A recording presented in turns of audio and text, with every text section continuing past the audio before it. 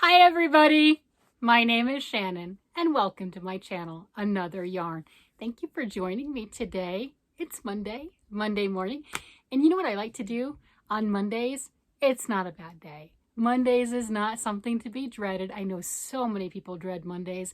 It's going back to work day. It's all of the other stuff that envisions in your head. The weekend's over, no more fun, people live for the weekend. No. Take Monday back. You own this. Take it back.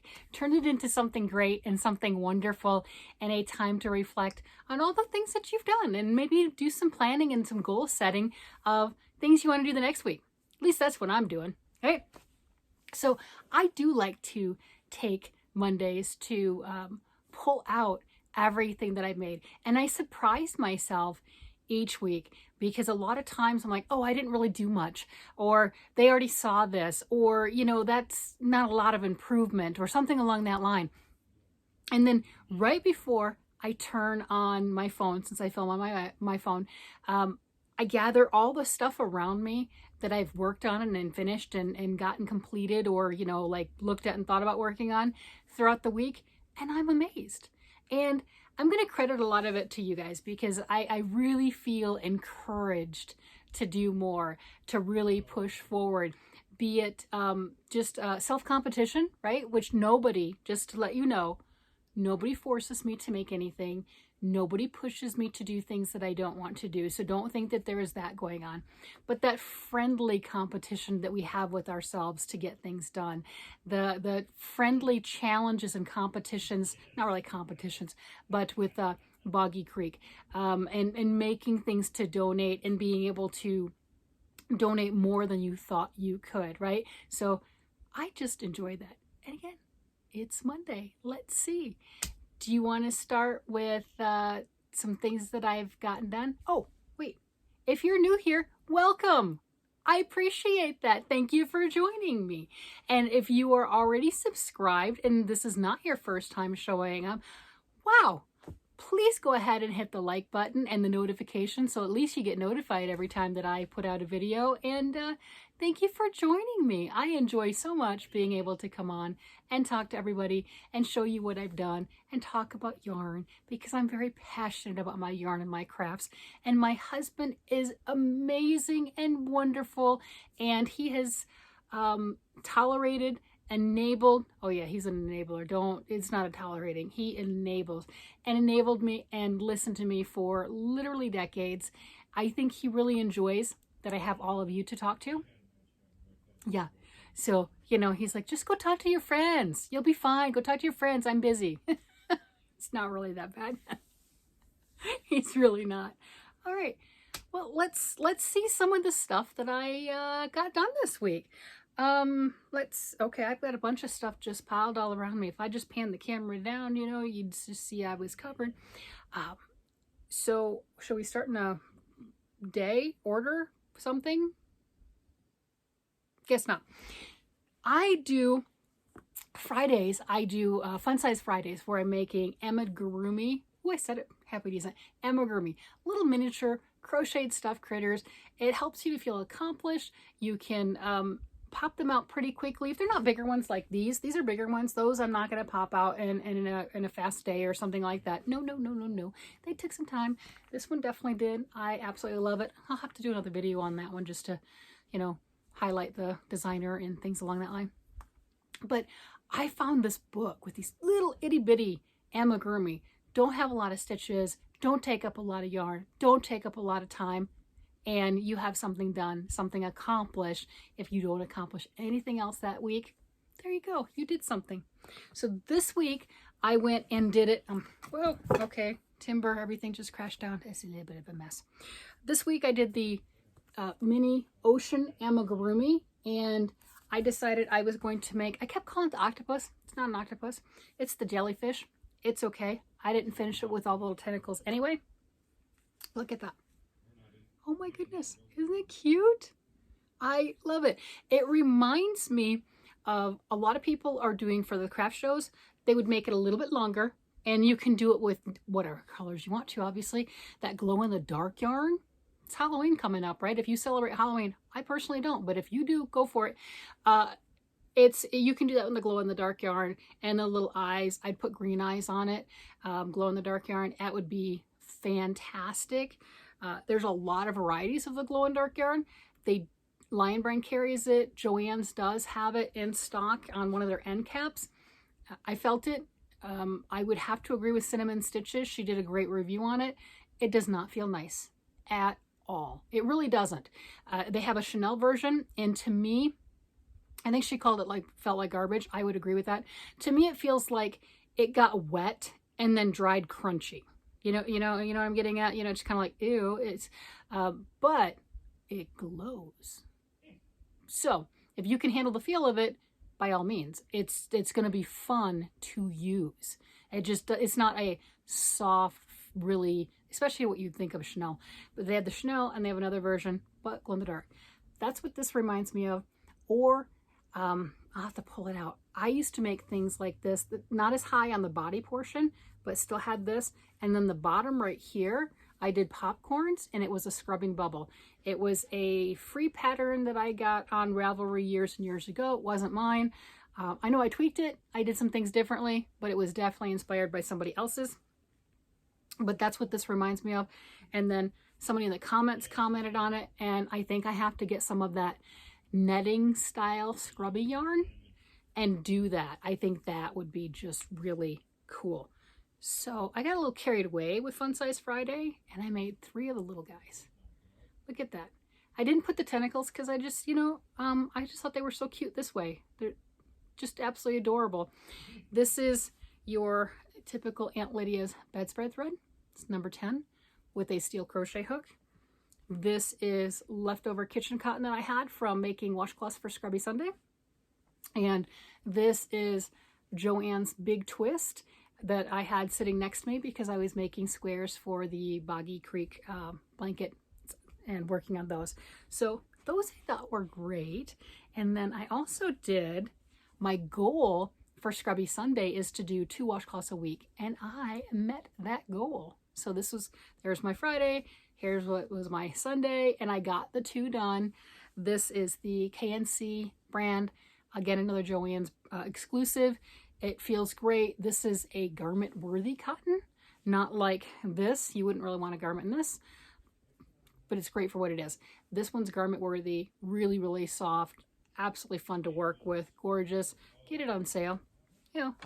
Like everything, if you can, get it on sale, right? And then for Thursday's stuff that I had going on for things for making Thursday, it was mitts that we were making. So I got those finished, and I got the mitts finished, and I did the hat. I love the hat. And then the hat was special too because the pattern was crocheted entirely, and I did a knitted ribbing as opposed to the crocheted. So go check out that video if you haven't seen it, because I do show how I did it. If you haven't seen that type of a thing, a term for it could be bi-stitchual. I didn't make up the term. I'm not sure where I heard it, but it's when you hear the term, you know what it means. You knit and you crochet. So I got that done. I mean, how thrilling. And then just my brain works crazy. That to me just screams baby sweater at that point. Just put the sleeves on it and, obviously don't decrease for that. But that's how my brain works. It is a lot of hats I look at, and before I start the decreasing, I start thinking it's like, oh, that'd be a good baby sweater, especially if you're knitting and you're doing a Fair Isle pattern, or you're crocheting and doing a mosaic type of a pattern. That definitely looks like just such a cute little baby sweater, and just have fun with it. So those were my finished things that I had. I've got some other things that I'm getting ready to donate, and really, really having fun. I'm making squares. Let me go ahead and pull these up over here. And I'm using some of them, just doing like the dots, the center circle, and then the next couple rows for squaring it out. And I started off with this book, the 20 Animal Squares. I'm not really following all the animal squares.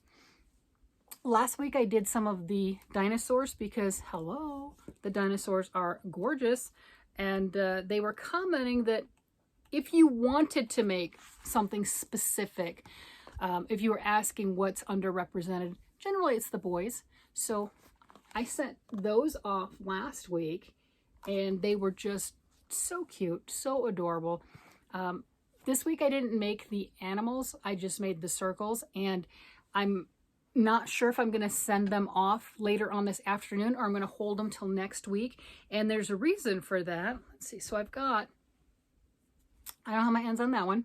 That's okay. There's a reason for that too. And all of these have ends on them. I've already woven them in. They're ready. I think that doing the circles like that with all the colors, these are all Joanne Big Twist that I got on sale, except for that one, but all of these were. I just like that circle with the square. For some reason, it makes me really, really happy. You can do any square that you want to. For sending, if you're doing a blanket directly and sending it to the blanket drive and everything for Boggy Creek, you can use whatever pattern, knit or crochet. The reason I'm doing these particular squares is Lynanne from Nina's Knot Crochet. I think I got it right. I'll have it down below. She's collecting the 5-inch squares that are using acrylic yarn, and then she's crocheting them together. Yes. So for the price of, as she put it, for the price of a cup of coffee, last week I sent, I'm from Colorado and I'm sending these to Florida, but I sent the 17 squares, there's a reason for that one too, to her, and it was $6.55. So, you know, that's not really far off, and I sent 17 of them. And it's a nice way for those of us in the yarning community to contribute to this blanket drive and not necessarily make a full blanket, whether we have time, energy, or just the cost of shipping. Ship a couple squares, there you go. Ship more, fine. The reason I'm shipping 17 at a time, or at least multiples of 17, is Laura from Mad Mimi's Farming and Crochet, or Mad Mimi's Crochet and Farming. It's one of those, pretty close. I'll have her link down below too. She said that for every group of 17 that you send to Lynanne to crochet together, and you say, Laura double duck dared me, she'll make 3 more squares. So that's another way for me to, I'm sending in 17, but 20 will be added to the blankets. And if you add the words quack, quack at the end, she might throw in more. So for every 17 that I send, it's 20 towards a blanket, maybe a couple more. And Lynanne was saying that she's using 42 squares per blanket to give you an idea. So if you wanted to make a whole bunch, you could make one, that's fine. For Laura's challenge, they have to be to Lynanne by the 15th of October. Lynanne's taking them until the end of November, but Laura won't add an extra 3 if they get there on the 16th of October, right? So it's like, okay, you got to get them quicker. But Lynanne is taking them till the 30th of November. So just to keep those things in there. But I might hold back on sending these this week because I have a little bit more time, because I might want to add some more designs to them. Like I do have this that I turned into last week into the dinosaurs.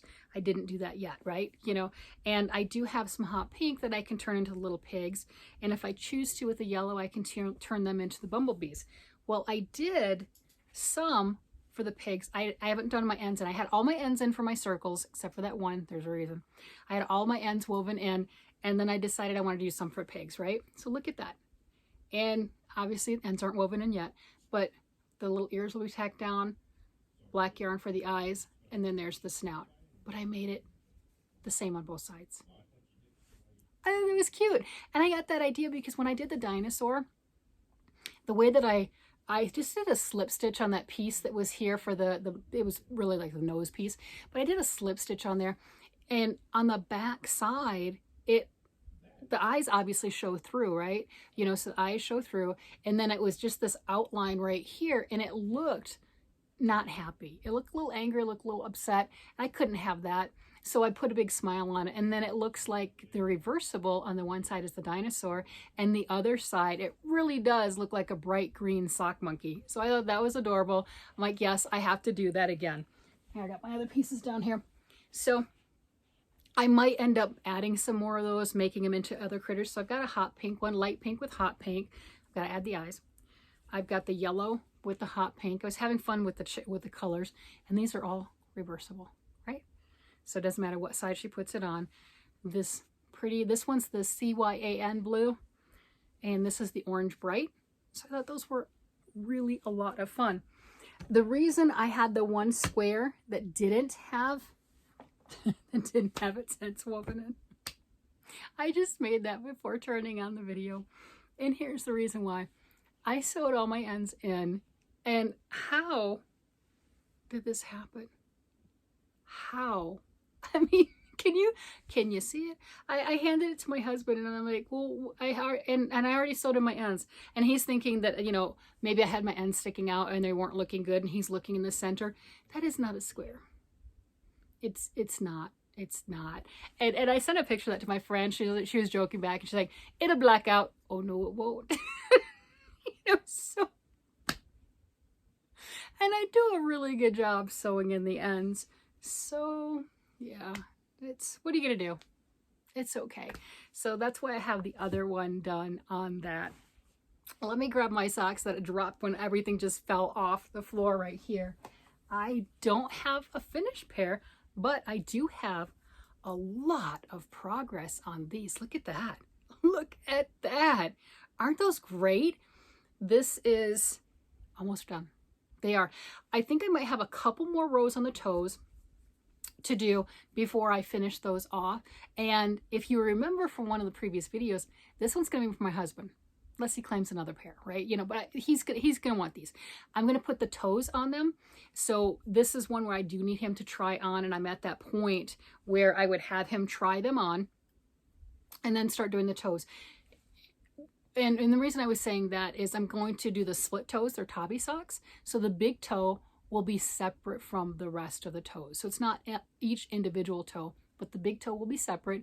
These are, you might think of them as flip-flop socks, right? You can wear your flip-flops in them, but he loves them. That's what I'm going to do. And I remember the formula, but I want to make sure that they fit him and they work for him. I'm pulling stitches out right now. And the big toe, I think it's one of those, the amount of stitches, so your big toe is 1/3 of the stitches, and then the rest of the stitches will be for the other 4 toes. And I'll make the decreases the same on both sides. Hopefully I'll have this done for next week, and I'll show you what I've done, and maybe I'll have a couple pictures of him actually wearing them so you can see what they look like on the feet. So really happy with that. I believe last week I was right here. I had just hit the heel, and that was it. I didn't have anything else, so I did all of that on both socks because I have been doing both socks at the same time. If I make a mistake, it's on both.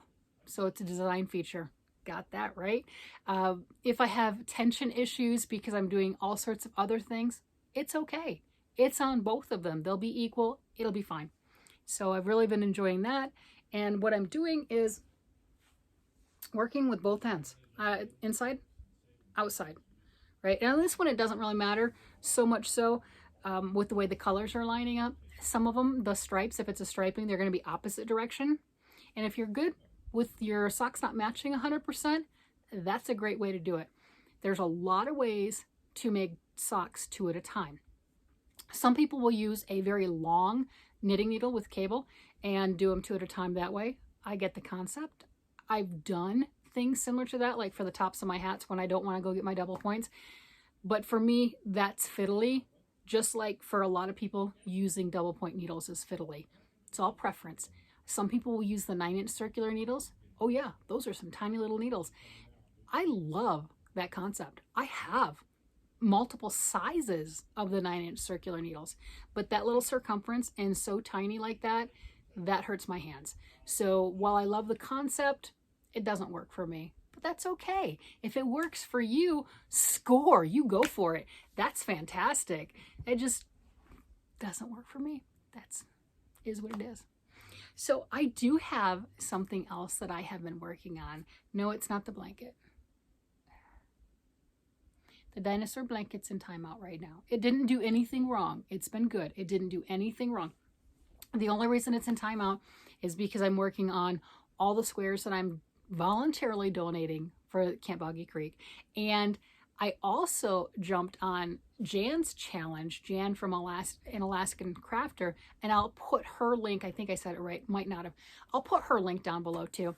Her challenge was to make a stained glass styled crochet blanket, and she had one of 5 patterns that you could use between 1 September and 30 September. Well, I didn't find out about it until last week, so I got 2 weeks to get this done, and I had a good chunk of just the blanket portion last week, big granny square.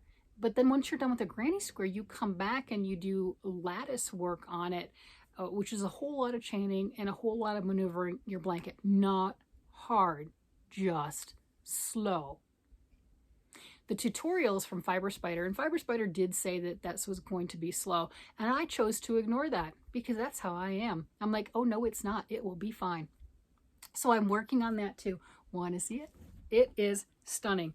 I have the, let me see. I'm making a mess over here. Look at that. Look at that. Absolutely gorgeous. I love it. I don't have all my ends woven in. Right, they're hanging on the back right now. But surprisingly, there's really not a lot of ends the way that I did this. I believe it was 7 rows in the center, 7 rounds with the hot pink. And then I did 3 with the green, 3 with the hot pink again, 3 more with the green, and then finished it off with hot pink. And 1 round of black. In the tutorial, it was recommended to do 1 or 2 rounds of your, I don't know, this hashing whatever row. I did the 1, and it uses a lot of yarn. So this was a full skein of yarn, 380 yards, number 4, big twist, in the color black. And that's what I have left. That's okay, I have more. It's a good thing. So I am done down to here, right? And I'm continuing to go back and forth, back and forth. Not hard. The other thing that's really cool about this is you can see very pronounced black lines on that side. It looks just as gorgeous. And on this side, it's not quite the same pronouncing, right? Just as gorgeous on both sides. I am in love. Once I finish, I'm going back and forth, continuing the angled stripes and everything on this one. Once I do that, I'll go back on the other direction. So I definitely need another skein of black yarn. There's no doubt about that. But I'll go back in that other direction and get that done. So I'm running a little bit shorter on time. I'll make it. I'll make it. There's no doubt. I'm going to make it. Isn't that gorgeous? Oh, and then that's the other thing too. This is about 36 inches square, something like that. I have to measure it again, maybe 33, 34, I don't know, something. It's over 30, less than 40, I do know that. So the blanket sizes are specific. It's 30 to 40 wide and then 40 to 50 long. That's the size range. So I need to make something to where it's not square, right? So I definitely hit within that sweet spot of the width. Got it. And now that I can see what it looks like, I don't know how I want to do that. I had the idea of just continuing the black and then maybe making like a couple inches on each end of the black and adding some hearts on both sides and stitching them down to be kind of a reversible type of a thing. But this adds a little more thickness with that black, a little more texture with that, with the hash marks, and I don't know how that would look. So I'm bouncing back and forth between maybe doing some other granny square type squares or something along that line. And I might do this hashing with the other granny squares, putting those on one end or the other. I could do, not the picky ones, but I could do some circles like this, not this color, but I could do some circles along that line because I just really like those and add those. I need to do something to get that length where it needs to be.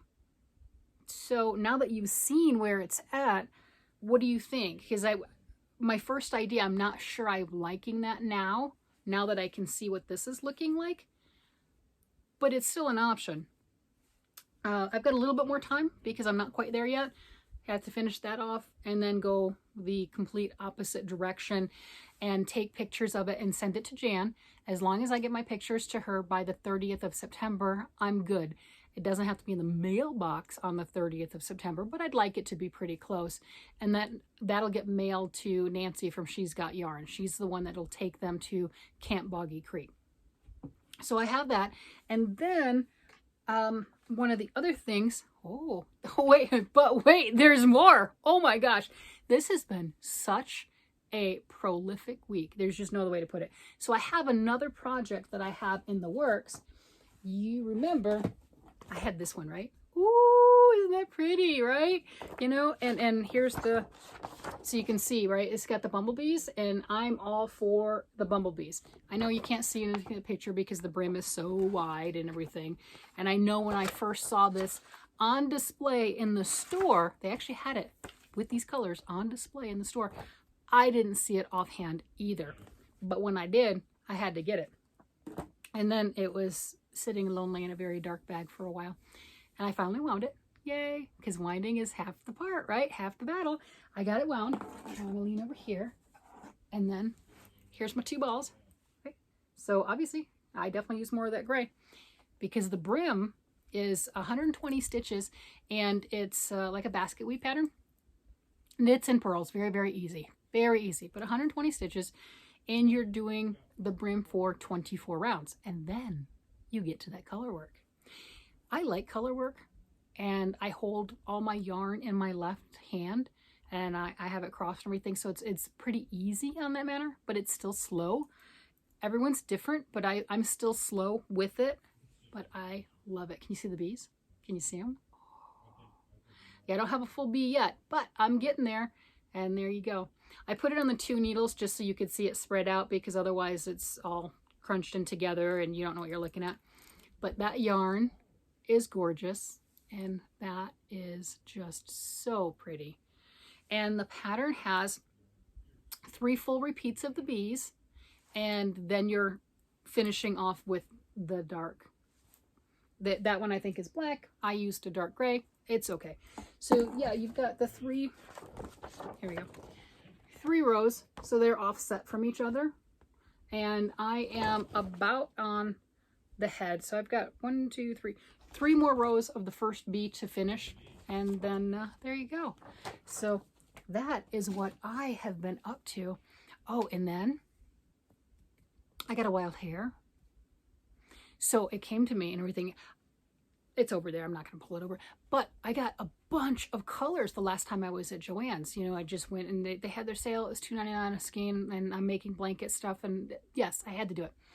And I was looking at, or, you know, contemplating in my head, doing another one of those stained glass blankets that I'm working on that I haven't even gotten finished, and putting all those rainbowy colors in it. I don't know if I would do the typical rainbow order color. I just realized when I grew up, and I think it was 1st grade, maybe, very, very young. You know, they'll have, the teachers will have different things along the top of the classroom and everything. So we had color by numbers. Does anyone remember color by numbers? And there's a number written on whatever the color page is, and then you had to correlate that color, you know, whatever your crayon box is, and correlate that color and color it in. So on the top of the board, above the chalkboard, it had the colors with their numbers, and the colors were red, yellow, blue, green, brown, black, orange, purple. And that was your 8 box of Crayola crayons or whatever you had. So from that point on, I've always ordered my colors that way. If I got a box of 64 crayons, I'm like, whoo, that was special. But if I got that, I would reorder everything in that order. And, you know, I was thinking about that the other day. I'm like, that's not the typical order of a rainbow. Doesn't matter. That is the way that I order things. So we'll see what I end up doing, but it kind of came to me that I'd like to do something along that line. I'd like to do that stained glass and start, you know, from the center and everything and kind of radiating out. So using maybe all the colors of the rainbow, but not necessarily in the same rainbow color, because, you know, evidently that's not the order I learned.